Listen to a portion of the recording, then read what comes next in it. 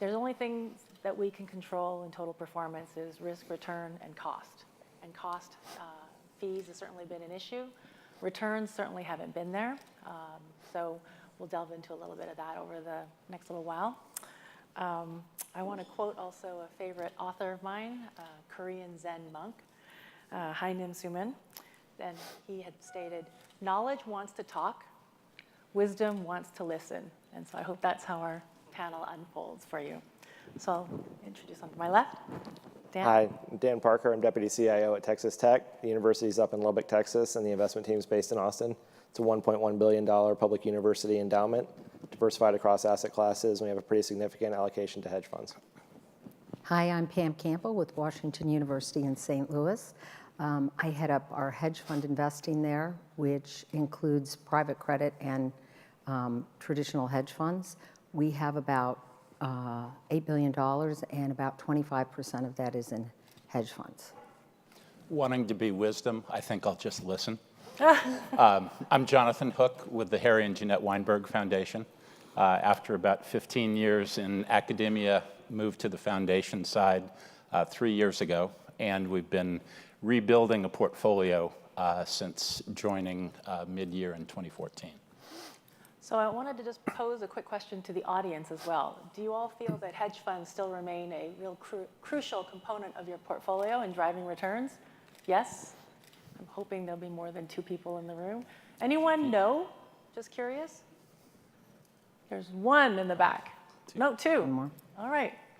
We'll have to talk to you later. Sorry, we can't give you a mic. So I was hoping that you could all maybe comment on how you structure your hedge fund portfolio currently, and also how you navigate the conversation with your boards and governance and oversight. And what kind of recommendations could you share to the audience? I think our focus for the hedge fund portfolio, and we don't really think of hedge funds as an asset class, but to the extent that we seek exposure through a hedge fund structure, for us it's a risk-adjusted return tool. I think that within an institutional portfolio, subject to governance constraints, some people are able to execute tail hedges on their own independently, and so hedge funds may be less relevant for those investors. For organizations that aren't able to do that, I think that within a broader institutional portfolio, the hedge fund portion is the only place where you can really have short exposure. So I think prioritizing absolute return strategies makes a lot of sense, and we really prioritize short alpha, short P&L. I think when you approach hedge funds that way, I think if you're looking for leverage, we think that that's probably better access through the private capital portfolio. But I think that short alpha, short P&L is really something that should be prioritized within the hedge fund book. And when you do that, I think that the opportunity set gets a lot smaller very quickly. I think that the industry, there are a select few that are able to do that persistently. But it's, alpha generally is rare. I'd say short alpha and short P&L are extremely rare. And just to touch on that point about how it's rare and difficult to source, do you want to comment on how you typically source new managers or strategies? I think we use, I'd say, the usual methods in that there's a range of quantitative screening tools and then relationships. And those relationships are direct, and then also with service providers, prime brokerage desks, stuff like that. Thank you. And Pam? Okay, so we think of our hedge fund portfolio as having 4 goals. And the first is being a diversified source of returns, which was spoke about this morning. What that means is we're not looking for beta, so we don't want to pay hedge fund fees for beta. The second role is it has a role of drawdown mitigation, and we think about it having being a source of medium-term liquidity for the endowment, so 2 to 5 years. So we do take lockups within this strategy. The other thing is it tends to be the most opportunistic allocation. So if we don't think of things having to fit in a box. If it's an interesting investment, if there's a shortage of capital, we can allocate in this allocation. And then the fourth objective, which has been the most difficult, is that it has an equity-like return target, which to us is about 7 to 8%, and that would be the area that we've had difficulty achieving over the last few years. And then from our standpoint, we only have about 32 managers in the portfolio, so things are pretty chunky, and we usually look at 2 to 5% of the portfolio per manager. So one has to be very comfortable with the exposures and the team there to put that percentage of the portfolio in there.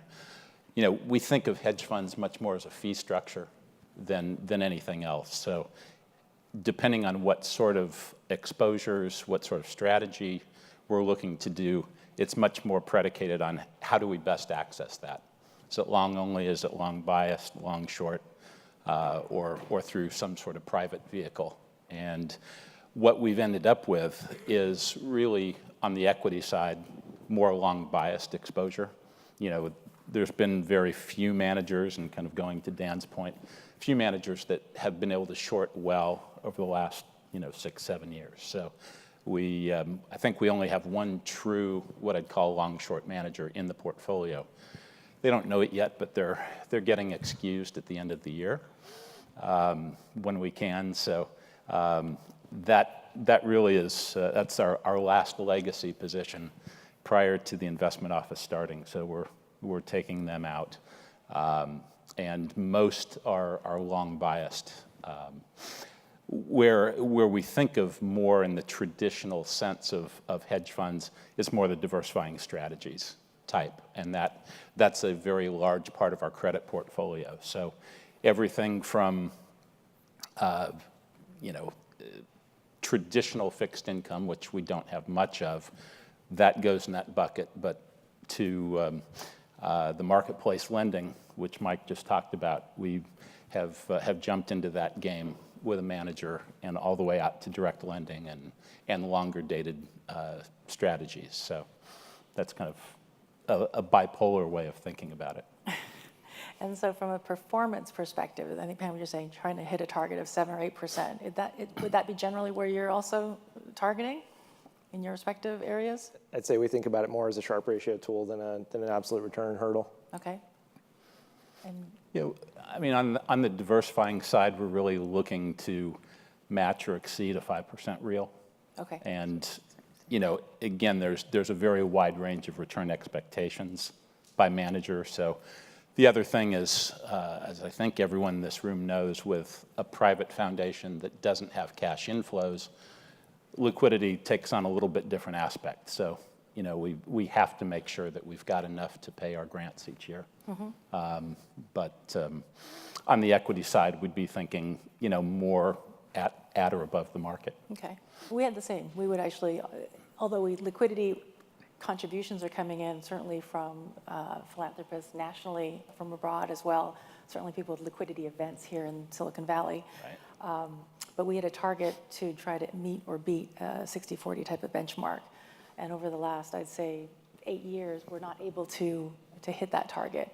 So the conversation became, I think, more weighty at each of the committee meetings, and also in our case with some donors, those are and their family offices, who would query, what's the purpose of this? Why do you have this allocation? So I was wondering how you're also navigating that with your boards. I think Pam, you said it may take up 2 of your 4 meetings a year. So I would say in the last 2 years, we've spent 2 of the 4 meetings at least an hour talking about hedge funds, talking about fees, talking about the level of risk in our portfolio, and whether or not it was appropriate to meet that return target. And one of the things we have done in the last year and a half is raise the risk in the portfolio ourselves, and then we've been very cognizant of the level of risk within each of our partners, because there was a period where risk overall was very low and there was no way we could meet our objectives.